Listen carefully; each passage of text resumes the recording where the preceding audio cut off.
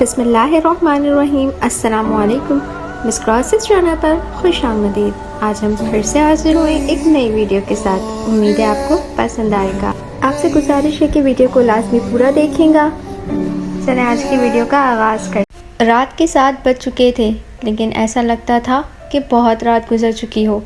چاروں طرف گہرا سناٹا تھا۔ سردی کی شدت میدانی علاقوں میں بہت ریخ بستہ پہاڑوں کی یاد دلا رہی تھی۔ ہوٹل بلو مون کے عظیم الشان ہال میں رنگ و ران کا طوفان تھا۔ ہر عمر کی مشابہت اور منافقی قوتیں ہال میں موجود تھیں، جو کہ مسکراہٹوں، کہکہاؤں اور سرگوشیوں کے طوفان میں بہے جا رہی تھیں۔ ہال کے اسٹیج پر ایک مصرع رقاصہ تھرک رہی تھی۔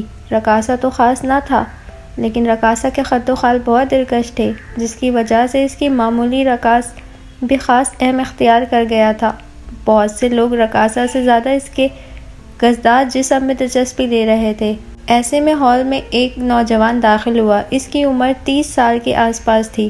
اس کا رنگ کھلتا ہوا تھا۔ گلے پر ایک گہری چوٹ کا نشان تھا، جو کہ سرخ تھا، جس کو دیکھ کر ایسا لگتا تھا کہ کسی نے اس نوجوان کا گلا گھونٹنے کی کوشش کی ہو۔ ماتھے پر چوٹ کا نشان تھا، جس سے خون بھی رس رہا تھا، جس سے اس کو ہلکا سا درد کا احساس بھی تھا۔ وہ نوجوان حیران پریشان نظروں سے دیکھتا ہوا ہال میں ایک خالی کرسی پر بیٹھ گیا۔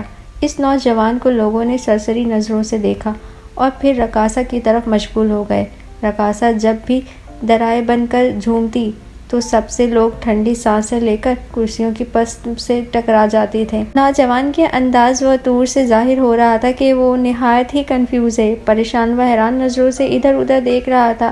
اس کو نہ تو رقاصہ سے دلچسپی تھی اور نہ ہی ہوٹل کے ماحول سے۔ نوجوان کے ساتھ بیٹھا ہوا ایک دوسرا آدمی بہت دیر سے اس کی حرکات و سکانت پر غور کر رہا تھا۔ بالآخر اس سے رہا نہ گیا۔ جانتے ہو، یہ رقاصہ بیری ڈانس کی جدید قسم ہے۔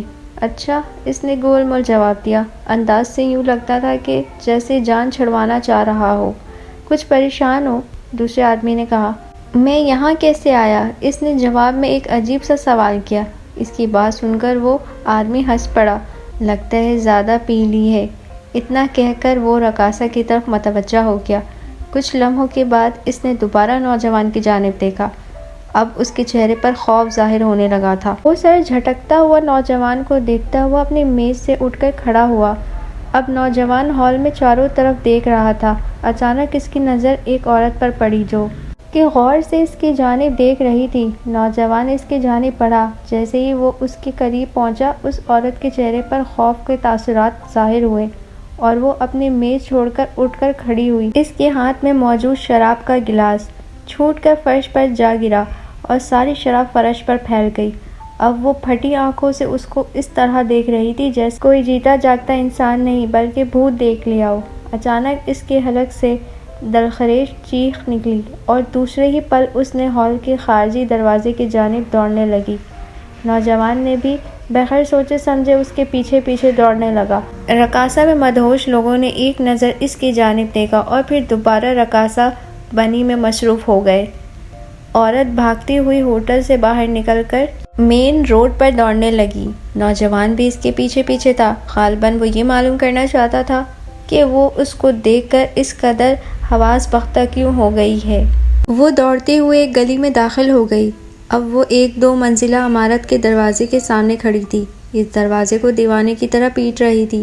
چند لمحے کے بعد دروازہ کھلا اور دروازہ کھلتے ہی ایک ادھیڑ عمر فربا قسم کا شخص باہر آیا۔ عورت نے نہ جانے اس سے کیا کہا۔ وہ شخص بھنبھناتا ہوا باہر نکلا۔ تم نے اس پر مجرمانہ حملہ کرنے کی کوشش کی ہے؟ فربا آدمی غصے سے بولا۔ میم، میں نے دفتر اس عورت نے فربا آدمی کے کان میں کچھ کہا، جسے سننے کے بعد فربا آدمی کی بھی وہی کیفیت ہوئی تھی جو اس عورت کی ہوئی تھی۔ اب وہ دونوں اس نوجوان کو اس طرح دیکھ رہے تھے جیسے انہوں نے اپنے سامنے انوکھی چیز کو دیکھ لیا ہو۔ اچانک اس فربا آدمی کے حلق سے ایک دلخراش چیخ نکلی اور دوسرے ہی پل دونوں مخالف سمیت بھاگتے چلے گئے۔ اب وہ نوجوان پھٹی پھٹی نگاہوں سے اسے سمیت دیکھ رہا تھا جہاں بھاگے تھے۔ یا خدا، یہ سب کیا ہے؟ کیا میری مشکل اس قدر خوفناک ہے؟ وہ بڑبڑاتا ہوا گلی سے باہر نکل گیا۔ اس کو بھوک کا احساس ستانے لگا۔ اس نے گھڑی کی طرف دیکھا تو اس میں 9 کا وقت تھا۔ گھڑی کو دیکھ کر اس کا دماغ سوچنے لگا تھا۔ دفتراً یاد آیا کہ یہ گھڑی تو اس کی محبت کی نشانی تھی جو کہ اس کو روبا نے دی تھی، مگر اس کو اپنا نام یاد نہیں رہا تھا۔ اب اس نے دماغ پر زور دینا شروع کیا۔ اچانک اس کو یاد آیا کہ اس کا نام قاسم ہے اور وہ روبا سے ملنے آیا ہے۔ روبا نے اس کو ریسٹورنٹ میں بلایا تھا۔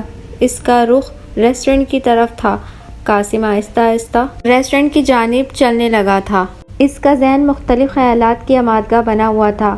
اگر روبا نے اس کو بلایا تھا تو وہ خود کہاں تھی اور وہ ریسٹورنٹ سے بلو مون کیسے پہنچا؟ یہ مختلف سوالات تھے جو اس کے دماغ کی بھٹی میں پک رہے تھے۔ اس کو تھکن بھی محسوس ہو رہی تھی اور بھوک بھی۔ اچانک اس کو یاد آیا کہ اس نے ناشتہ 12 بجے کیا تھا۔ اس کے بعد تک اس کا منہ میں کچھ نہیں گیا۔ اچانک اس کو اپنے سامنے ذائقہ فوڈ کے نام سے ایک باربیکیو ریسٹورنٹ نظر آیا۔